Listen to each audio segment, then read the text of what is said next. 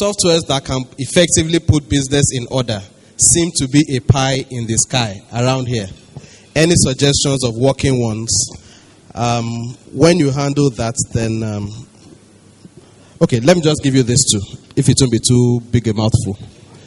How can one handle NAFDAC and most imported items with no NAFDAC number in our retail pharmacies? No NAFDAC number and imported products in the pharmacies. How can you handle it?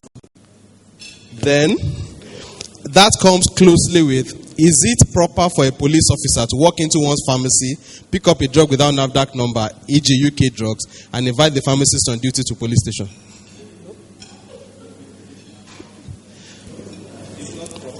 Okay. I think if we go through our pharmacy laws very well, there is a certain cadre of police that can intervene in drug matters. I think from ASP and above, I'm not quite sure now, If we have the laws, we can check. But I think from ASP and above, they can actually intervene in drug matters. As far as softwares are concerned, we actually have a very robust software that I can recommend. That I can recommend to anybody any day. I believe because of the level of activity in our shop, we've been able to cover what most regular pharmacy shop areas they will have issues with. So I believe the software we are using can serve any pharmacy shop. What's the second one? Software. Yeah, they are software. I believe more in customized software rather than these ones you buy off the shelf. Most of those ones you buy off the shelf might not really be able to serve your needs because each location has its own peculiarities. For instance, there's something we do which most other pharmacies don't do because they don't have software that can effectively address it. We take things back in my pharmacy. It's not a big problem. No matter the time when you bought it, even if it's a year ago, provided you have the receipt, our software can handle it. And it handle it perfectly without leaving any loophole that staffs can exploit at the detriment of the business. So their software, it's just the cost sometimes. Okay.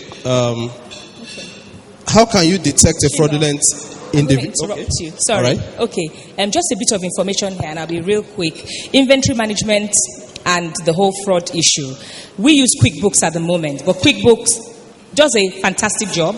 It's just that it's limiting to 20 branches, and because we have 5 Casabellas, we're already on 19. That means we have to separate the 2 companies. But even at that, it won't be long before Health Plus is 20, so we have to move away from QuickBooks. We're trying to source another software that can handle a bigger chain. But QuickBooks is tried, it's tested, it's the most popular software in the US, and I highly recommend it. Just look for somebody who knows how to implement.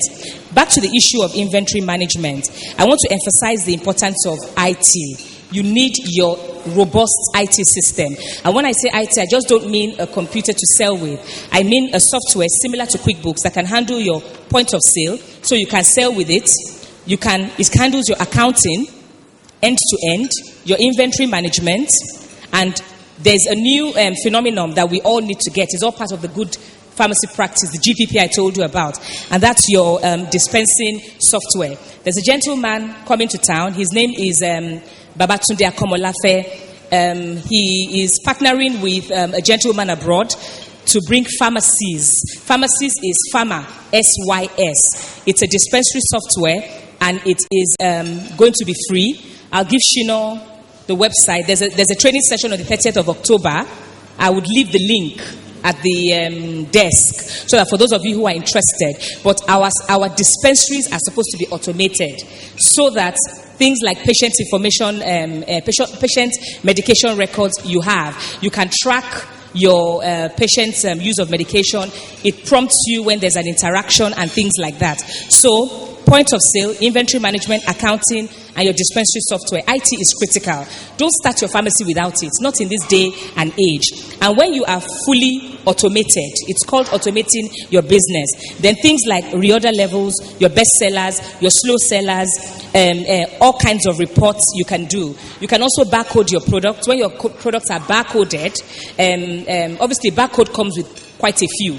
Those that don't have barcode, generate your in-house barcodes. It makes stock taking very, very easy. Also with IT, as great as it is, you have to have different levels of security just to ensure that certain level of staff cannot access. For instance, your staff should not be able to change prices. If you have a good, robust software like QuickBooks, for instance, it can tell you when unauthorized discounts are given. It can track a lot. Back to inventory management. Just like Kunle said, when goods are coming in, that is when you are worst hit.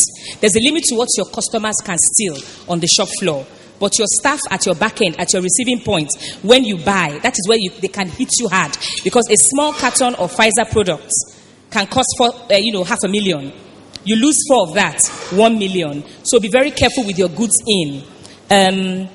And also transfer of goods from, place to place. Regular stock taking is very critical.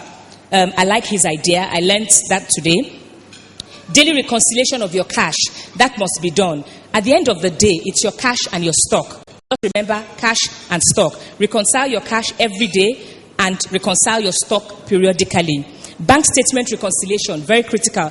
I had lessons after losing a lot of money in 2010.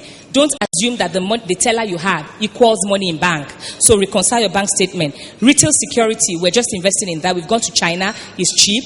There's some tags that you can put. I'm sure you all know retail tags that will beep at the door.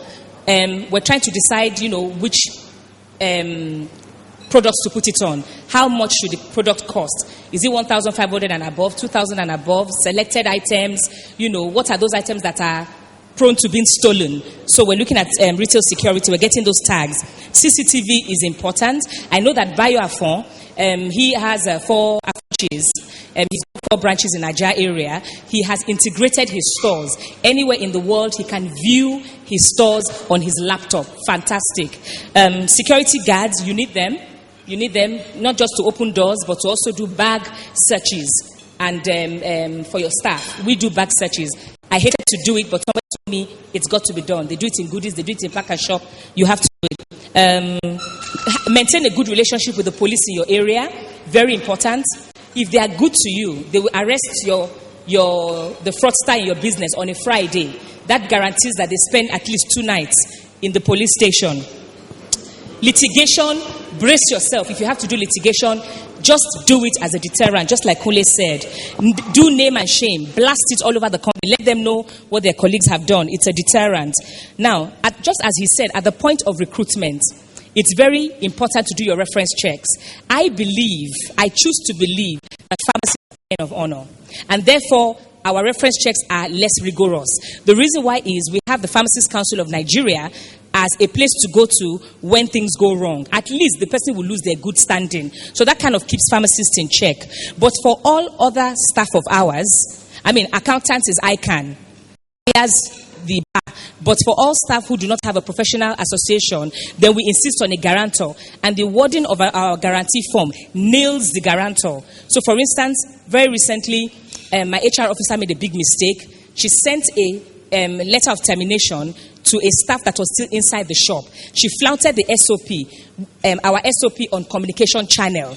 You are supposed to talk, she should have sent that letter to the pharmacy manager, who would have found an appropriate time to give the letter to the staff.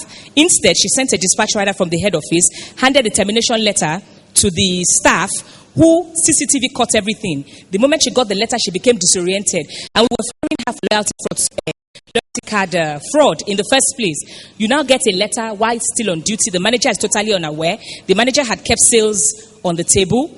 CCTV caught everything. She picked up 150,000 naira and, of course, never came back.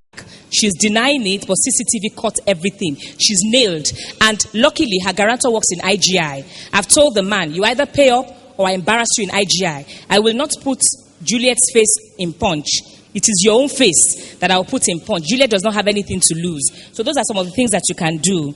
Then put plaques or signages in your store. We don't have that, but I saw it in India last year, and we've already made arrangements to have some kind of sign dangling with a telephone number on it for complaints or suggestions. You'll be amazed the kind of feedback that you'll get from your customers. You can also have a customer care line. And firing, yes, fire wisely. Okay, that's it. Thank you. Okay.